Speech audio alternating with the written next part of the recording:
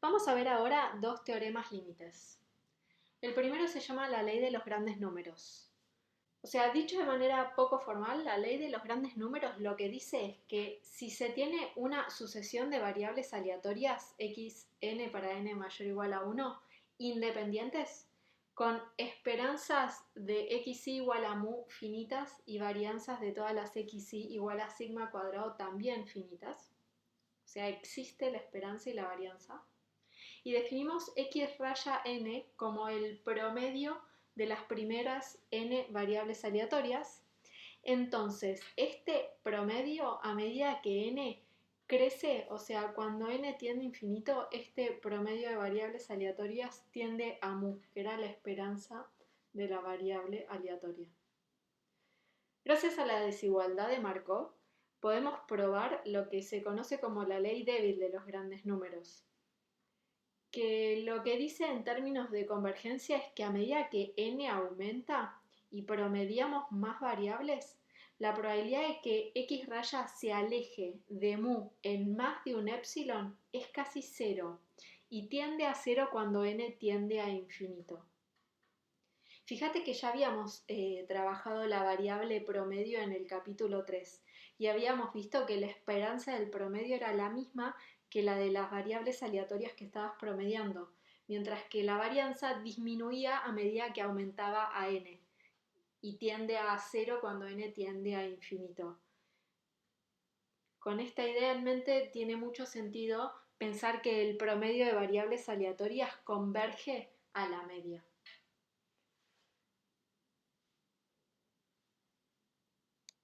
Ahora quiero hablar del teorema central del límite. Pero primero vamos a conversar un ratito de otras cosas.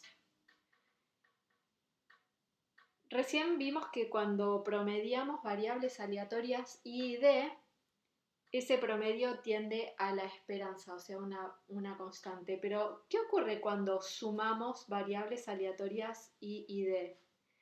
Varios casos ya los conocemos, ¿no? Por ejemplo, si teníamos variables aleatorias independientes idénticamente distribuidas Bernoulli P, habíamos visto que la suma de esas variables resultaba en una binomial de parámetros n y p. También vimos que si sumábamos variables aleatorias geométricas independientes e idénticamente distribuidas, teníamos una variable Pascal de parámetros n y p. Y otro caso que vimos también es que si teníamos variables aleatorias y de exponenciales lambda y las sumábamos, ¿eso en qué resultaba?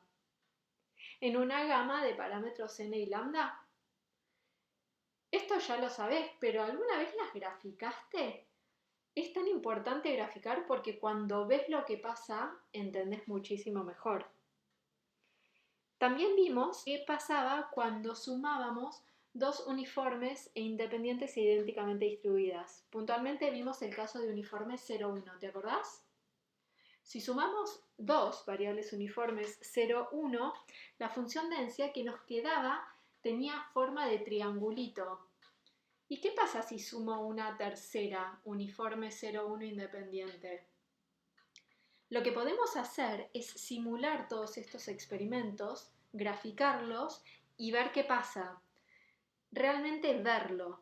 Entonces, lo que voy a hacer es realizar muchísimas simulaciones de cada experimento y voy a graficar las estimaciones de la función de probabilidad y función de densidad según corresponde el caso. Y lo que vamos a ver es una estimación de lo que pasa en la realidad. Creo que ayuda muchísimo verlo sin tener que realizar el cambio de variables súper complicado. Es hora ahora de poner en práctica todo lo que aprendimos. Vamos a definir S sub n como la suma de n variables aleatorias independientes e idénticamente distribuidas. Y veamos qué pasa a medida de que el valor de n aumenta para distintas distribuciones conocidas. Empecemos con variables aleatorias de Bernoulli. Yo voy a sumar cada vez más variables Bernoulli de parámetros 0,5 y veamos qué pasa. En este gráfico lo que te estoy mostrando es a medida que voy sumando variables de Bernoulli hasta llegar a sumar 100. Voy a sumar de 10 en 10 porque si no la cantidad de gráficos es terrible. Fíjate, el primer dibujito es cuando sumé 10, cuando sumé 20, sumé 30 hasta sumar 100. Esta es la pinta que va teniendo la suma de variables aleatorias Bernoulli de parámetros 0,5. ¿Ves que tiene como forma de campanita re linda? Me podrías decir que queda re lindo porque P es igual a 0,5, entonces queda todo súper simétrico. Entonces yo te voy a decir, bueno, veamos qué pasa cuando P vale 0,1. Y estos son los gráficos que tenemos. Fíjate que arranca asimétrico porque P es 0,1, pero a medida que voy sumando, esto se hace cada vez más lindo. ¿Qué pasa si las variables que elijo son geométricas? La geométrica sí es asimétrica, ¿te acordás la pinta que tiene? De estas voy a sumar 10, porque vi que sumando 100 es muchísimo. ¿Y qué pasa? Mira, arranco completamente asimétrico y a medida que voy sumando, esas pascales también tienen forma de campanita. ¿Qué pasa si ahora sumamos exponenciales? Digo, acá ves todas barritas porque son funciones de probabilidad discretas, ¿no? Pero ¿y si agarro exponenciales? La exponencial, ¿te acordás? Es súper asimétrica y a medida que sumo van a quedarme gamas. Fíjate que cuando sumo, ¿qué ocurre? Ocurre que arranca asimétrico y cuando sumé 10, nada más que 10, esa gama también tiene forma de una campanita. ¿Ves que se va volviendo cada vez más simétrica? Y las uniformes ya sabemos que la primera es un techito plano. Fíjate que esta pinta en n igual a 1 es la pinta que tiene una uniforme simulada, ¿no? Cuando sumo 2 me queda un perfecto triangulito y a medida que voy sumando ya se me vuelve una campanita más linda. Y acá solo sumé 10.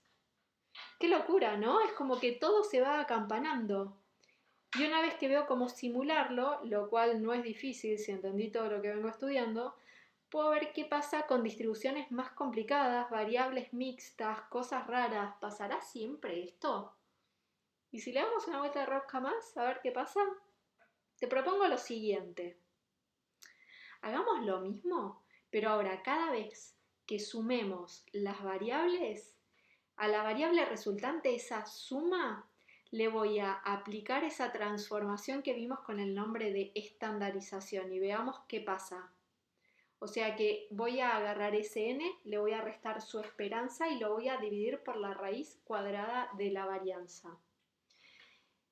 Todo simulado, por supuesto. Con lo que dolió la IA4 no vamos a sufrir ahora haciendo transformaciones de 10 variables a una, ¿no? Miremos las gráficas a ver qué pasa con t sub n para las distintas distribuciones que charlamos recién.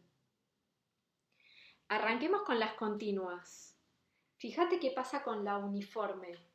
Lo que voy a hacer, además, es cada vez que tenga t sub n, le voy a superponer la campana normal 0,1, o sea, le voy a superponer la normal estándar. Fíjate lo que pasa. Para la primera no se parece ni medio. Para la segunda, un poquito mejor, pero mirad ya para la tercera con la uniforme. O sea, grafiqué t sub n para n igual a 3, o sea, sumé 3 uniformes. A esa suma la estandaricé, le pegué arriba la campanita de la normal estándar y es increíble lo que se parece. O sea, con la uniforme sumé 3, las estandaricé y después ya como que todas quedan parecidas, ¿no? O sea, una vez que llegó esa forma acampanada, parecida a la normal 0,1, quedó de esa forma. Me podrías decir, bueno, pero la uniforme es la reina de la simetría. Está bien que pase eso. Bueno, busquemos a la reina de la simetría, asimetría, la exponencial, y veamos qué pasa. La exponencial es asimétrica. Entonces, fíjate que cuando n vale 3, t sub n no se parece mucho a la campana, ¿no? Pero aumentemos un poquito. A ver, voy a ir un poquito más rápido. Fíjate qué pasa cuando n vale 30. Cuando n vale 30 ya queda impecable. Queda muy parecida a la normal. ¿Qué pasa si agarramos ahora variables discretas? ¿Qué pasará con la binomial y la geométrica? fíjate que pasa lo mismo. A medida que vas sumando y estandarizando, lo que ocurre es que la distribución de esta variable transformada se parece cada vez más a una normal estándar 0,1. Creo que ahora me vas a creer cuando anuncie este teoremón, que dice así. Finalmente aparece el teorema central del límite.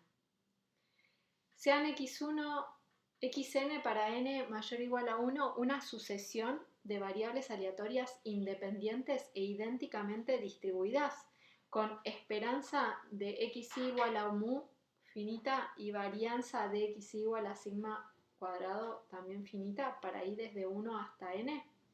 Entonces, bajo ciertas condiciones generales, la suma de estas xy variables menos n por mu dividido la raíz cuadrada de n por sigma cuadrado tiende en distribución a z, que es una variable aleatoria con distribución normal 0, 1.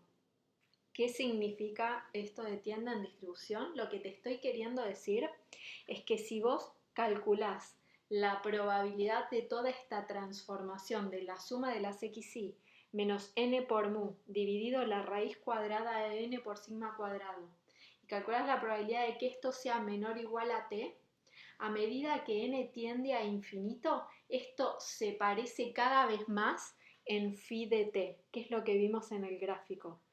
Calcular la probabilidad para esta cosa cuando n tiende a infinito va a ser lo mismo que calcular la probabilidad para una normal 0,1. Parece magia, ¿no? Que esto valga para cualquier distribución. Bueno, cuidado que es no cualquiera. Tiene que existir la esperanza y la varianza. Acá vendría esta pregunta. ¿Cuándo podríamos usar esta aproximación? Bueno, fíjate que con la uniforme, cuando sumamos 3, ya se parecía a la normal. Pero, por ejemplo, con la exponencial necesité sumar un poquito más. Depende mucho de cómo es la distribución original. Si las variables son muy simétricas, necesitaré sumar menos para que la aproximación sea buena. Para variables muy asimétricas, por ahí necesito 80. Lo voy a usar siempre que quiera, teniendo en cuenta de que lo que estoy dando es una aproximación, que puede ser mejor o menor o peor. Lo que voy a hacer ahora es dejarte para que practiques con todos los ejercicios de la guía. No necesitas que haga ejemplos, ¿o sí? Bueno, está bien, hago uno solo de la guía bien simple y te dejo para que trabajes. En un sistema electrónico se producen fallas de acuerdo con un proceso de Poisson de tasa 2,5 por mes. Por motivos de seguridad, se ha decidido cambiarlo cuando ocurran 196 fallas. Calcular aproximadamente la probabilidad de que el sistema sea cambiado antes de los 67,2 meses. Entonces tenemos un proceso de Poisson, nuestra hermosa flechita con crucecitas, que son las fallas en el sistema en meses. Por lo tanto, el parámetro va a valer 2,5. Y lo que me piden es acerca del tiempo que transcurre hasta que tenga que cambiar el sistema. Por lo tanto, voy a definir la variable t como tiempo hasta que ocurre la falla 196. Y lo que me pide el ejercicio es calcular la probabilidad de que t sea menor a 67,2. Como estamos en un proceso de Poisson, sabemos que t tiene distribución gamma de parámetros 196 y 2,5. ¿Podemos calcular la probabilidad exacta? Porque me pide aproximadamente. Sí, la podemos calcular, pero esa cuenta es horrible. O hago una integral por parte 195 veces, o la transformo a la Poisson como habíamos visto y hago una sumatoria de 196 términos. Es realmente espantoso. Ahora, T es una gama.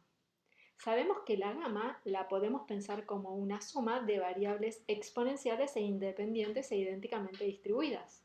¿Cuántas? 196.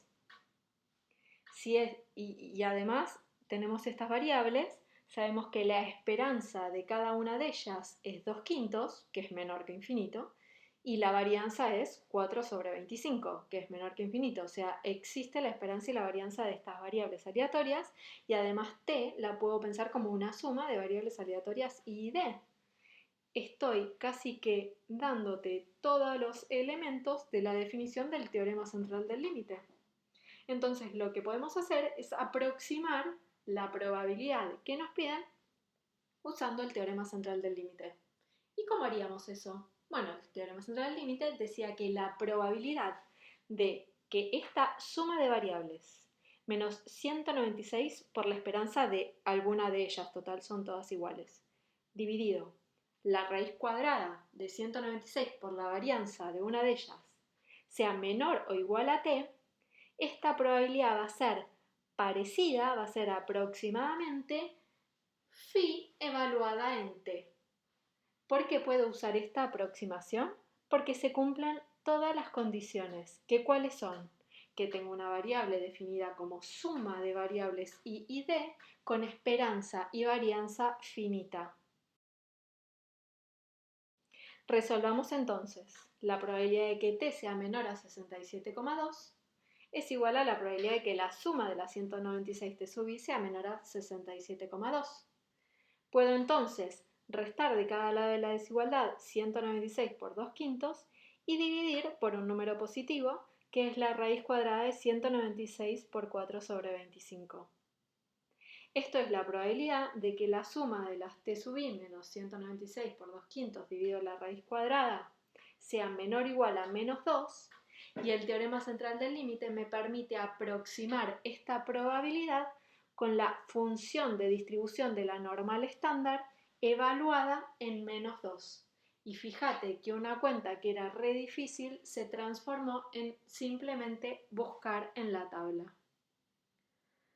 Entonces, puedo usar el teorema central del límite cuando tengo que calcular probabilidades de variables aleatorias que se pueden pensar como suma de variables independientes e idénticamente distribuidas. Ya sea que no conozcas las distribuciones o que las conozcas pero la cuenta sea muy difícil. Y la aproximación va a ser mejor cuanto mayor sea el valor de n. Lo más loco es que sirve si las variables son discretas, continuas o mixtas. En el caso de la variable binomial o Poisson, se puede realizar lo que se llama corrección por continuidad.